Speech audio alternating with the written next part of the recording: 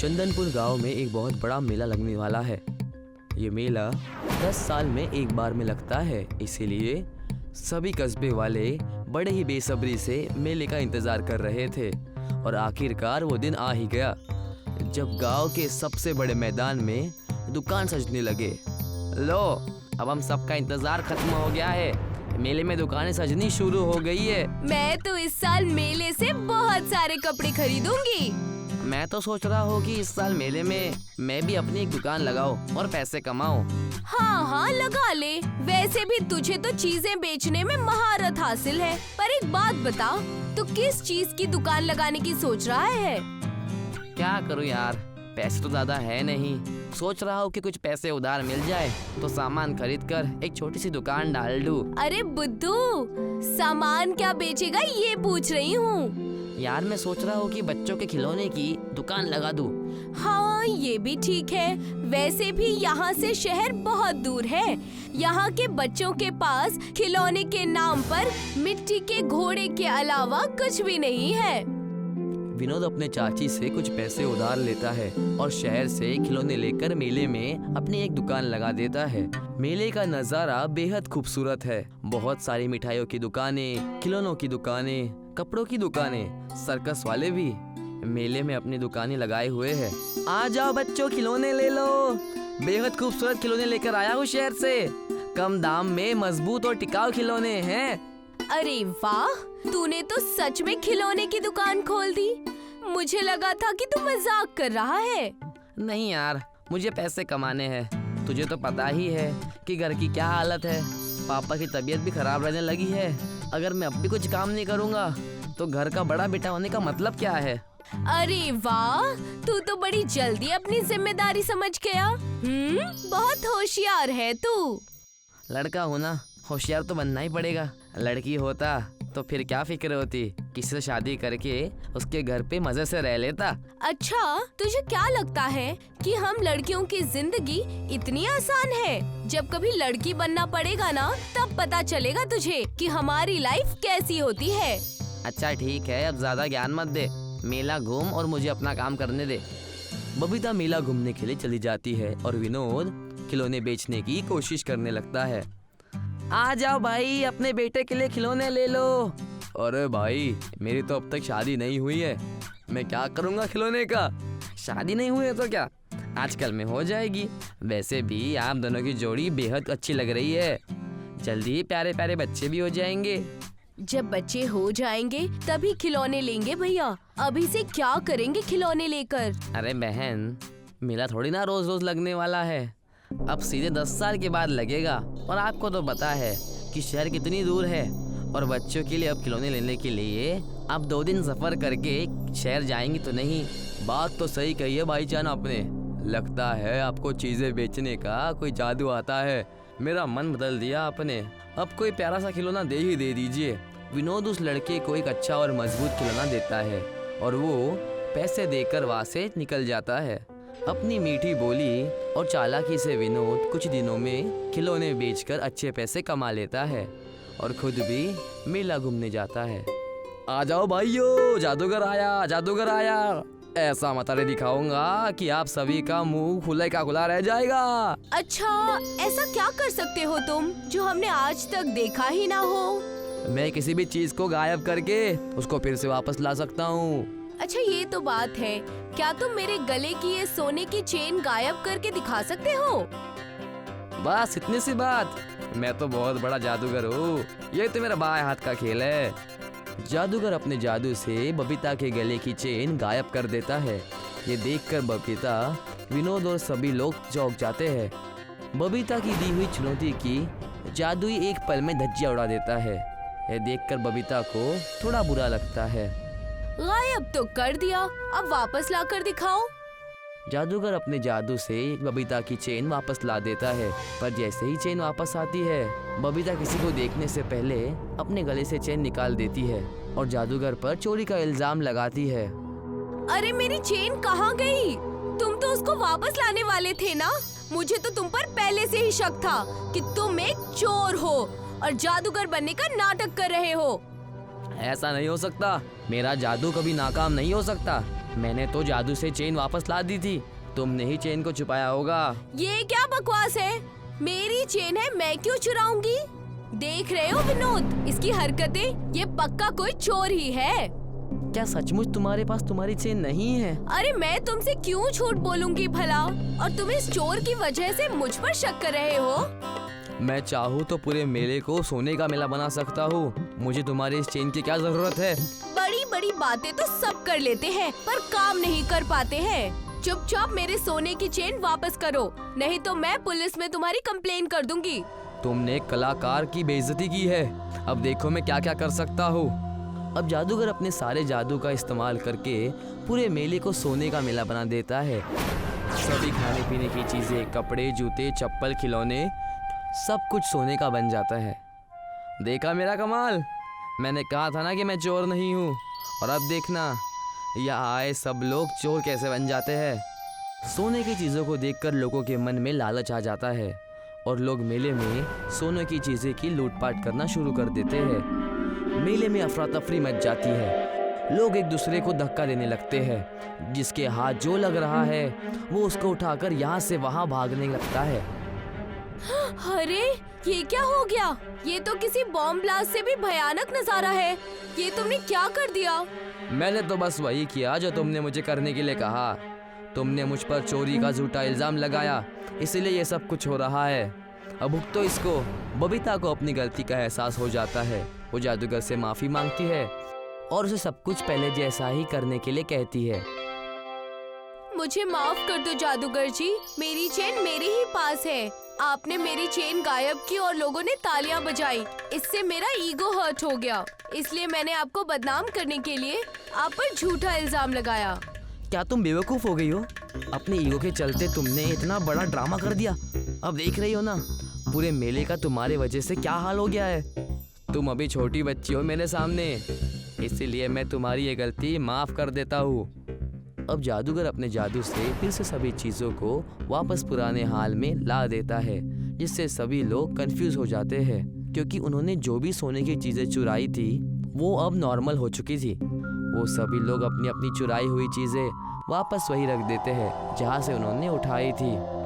मैं आज के बाद कभी भी किसी पर झूठा इल्जाम नहीं लगाऊंगी और किसी को भी बेमतलब का परेशान नहीं करूंगी। बहुत अच्छा बेटा, ये तुम्हारे और यहाँ पर खड़े सभी लोगों के लिए एक सबक है, इसे हमेशा याद रखना।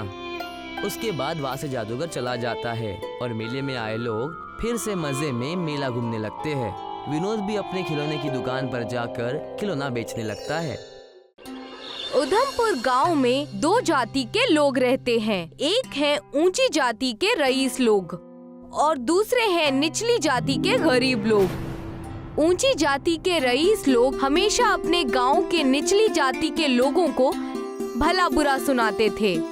इसके साथ ही उनको बेइज्जत करने के लिए हर निचली जाति के लोगों के नाम के पीछे लाल लगा शब्द का इस्तेमाल करते।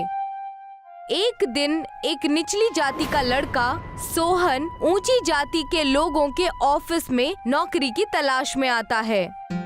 साहब, मेरा नाम सोहन है और मैं नौकरी की तलाश कर रहा हूँ। क्या नाम बताया तुमने अपना? सर, मेरा नाम सोहन है। तुम्हारा नाम सोहन लाल है और तुम नीची जाति के हो, समझे? इसीलिए अपने नाम के पीछे लाल लगाया करो। और हाँ, तुम्हें पता है ना, हमारे ऑफिस में नीची जाति के लोग काम नहीं करते। दफा हो जाओ यहाँ से। सर, मेरे पास डिग्री है और मुझे ऑफिस का सारा काम आता है।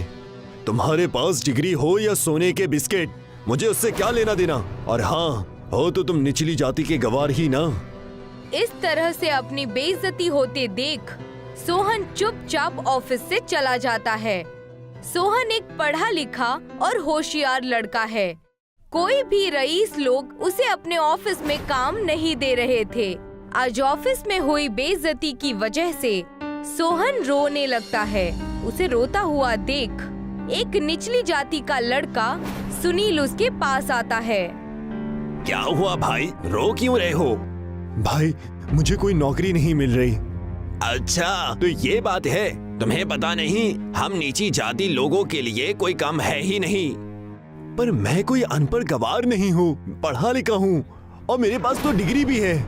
भले ही तुम कितना भी पढ़ लिख लो, लेकिन वो लोग इस बात को थोड़ी ना समझेंगे। सही कहा भाई तुमने। आज मैं ऊंची जाति वाले आदमी के ऑफिस में नौकरी की तलाश में गया था, उसने मुझे बेइज्जत करके बाहर निकाल दिया। हमारी किस्मत में सिर्फ अमीर लोगों के कपड़े धोना लिखा है, उनके साथ ऑफिस में बैठकर काम करने के लिए नहीं। और जितना जल्दी हो सके तुम ये बात समझ लो और धोबी घाट में कपड़े धोने के लिए आ जाओ। सोहन समझ जाता है कि उसे नौकरी नहीं मिलेगी, इसलिए वो अगले दिन से धोबी घाट पर कपड़े धोने के लिए चला जाता है।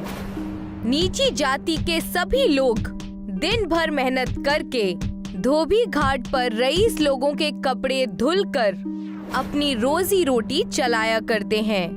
पर एक दिन अचानक से कुछ रईस लोग धोबी घाट के सामने कारखाना बनाने के लिए आते हैं और निचली जाति के धोबियों को धोबी घाट खाली करने की धमकी देते हैं।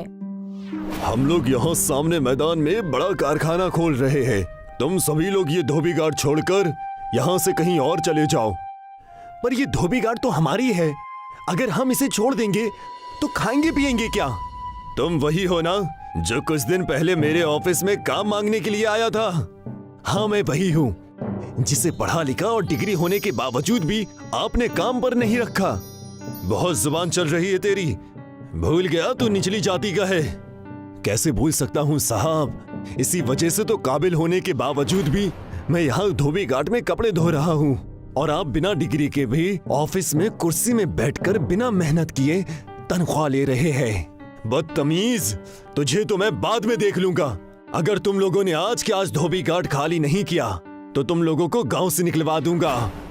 इतना कहकर दीपक गुस्से में वहाँ से चला जाता है। निचली जाति के लोगों के पास धोबी घाट पर काम करने के अलावा रोजी रोटी का दूसरा कोई जरिया नहीं है, इसलिए वो लोग धोबी घाट को खाली नहीं करते हैं। तभी दीपक पंचायत बुलाता है। सरपंच जी, हम लोग धोबी घाट के सामने के मैदान में कारखाना खोलना चाहते हैं, पर इस धोबी घाट की वजह से कोई भी ऊंची जाति का आदमी उस कारखाने में काम करने के लिए तैयार नहीं है। सरपंच खुद ऊंची जाति का है, इसलिए वो दीपक की बात मानकर निचली जाति के लोगों को धोबी घाट खाली करने के लिए कहता है। अगर कारखाना खुलेगा तो इससे हमारे गांव का नाम होगा, इसीलिए आप सभी लोग इस धोबी घाट को खाली कर कहीं और चली जाइए, यही पंचायत का फैसला है। सरपंच साहब, कारखाने के सामने धोबी घाट होने से क्या नुकसान है? तुम पंचायत के फैसले पर उंगली उठाकर पंचायत की नाफरमानी कर रहे हो। साहब, अगर धोबी घाट छोड़ना पड़ेगा तो हम लोग कहाँ जाएंगे, क्या खाएंगे? ये तो तुम ही लोग जानो कि कहाँ जाओगे, क्या खाओगे। बस इस पंचायत का फैसला है कि तुम लोग धोबी घाट खाली कर दो। निचली जाति के लोगों को पंचायत का फैसला मानकर धोबी घाट को खाली करना पड़ता है। सभी लोग अपना सारा सामान लेकर पहाड़ी पर चले जाते हैं और पहाड़ी पर झरने के नीचे कपड़े धोना शुरू करते हैं। सोहन गीले कपड़े को धोने के लिए पहाड़ी पर पटकता है, जिससे पहाड़ी पर लगी धूल मिट्टी साफ हो जाती है और वो जगह चमकने लगती है। सोहन को कुछ भी समझ नहीं आता। उसे लगता है कि सूर्योदय के कारण सूरज की किरण पहाड़ी पर पड़ने के कारण पहाड़ी चमक रही है। वो अपने दोस्त सुनील को आवाज लगाता है। सुनील भाई, ये देखो, ये पत्थर सूरज की रोशनी से कैसा चमक रहा है। पत्थर की चमक देखने के लिए सुनील पास आता है तो ये देखकर वो चौंक जाता है। ये सूरज की रोशनी से नहीं चमक रहा, बल्कि ये तो सोने का पत्थर है। क्या सच कह रहे हो?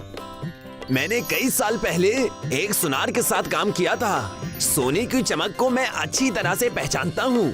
चलो देखते हैं और कितने पत्थर है सोने के। सोहन और सुनील पहाड़ी के दूसरे पत्थरों पर गीले कपड़े पटकते हैं, जिससे उन पर लगी धूल मिट्टी की परत साफ हो जाती है और सभी सोने के पत्थर चमकने लगते हैं। अरे वाह, ये तो चमत्कार हो गया। ये तो पूरा का पूरा पहाड़ सोने का है।